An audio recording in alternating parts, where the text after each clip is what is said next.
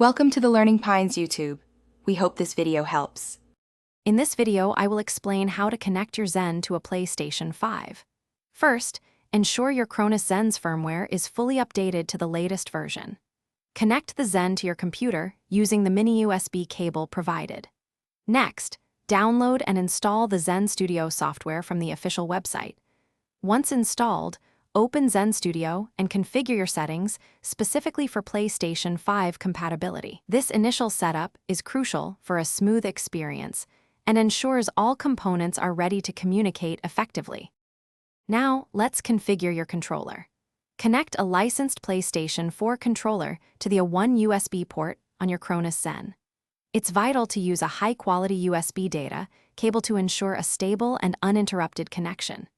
Make sure your PlayStation 4 controller is either fully charged or continuously powered via its USB connection. The PlayStation 5 console will then recognize this PlayStation 4 controller through the Zen, acting as your primary input device. With your controller connected, it's time to link the Zen to your PlayStation 5. Connect the Cronus Zen to your PlayStation 5 console using the console USB port.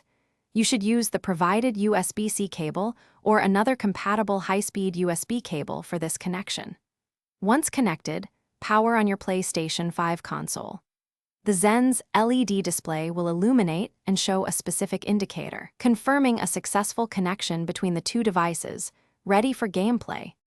Finally, let's test and troubleshoot. Begin by testing your controller input within a game to confirm everything is functioning correctly.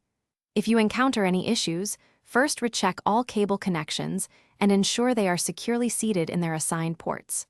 Always verify that both your Cronus Zen firmware and Zen Studio software are completely up to date.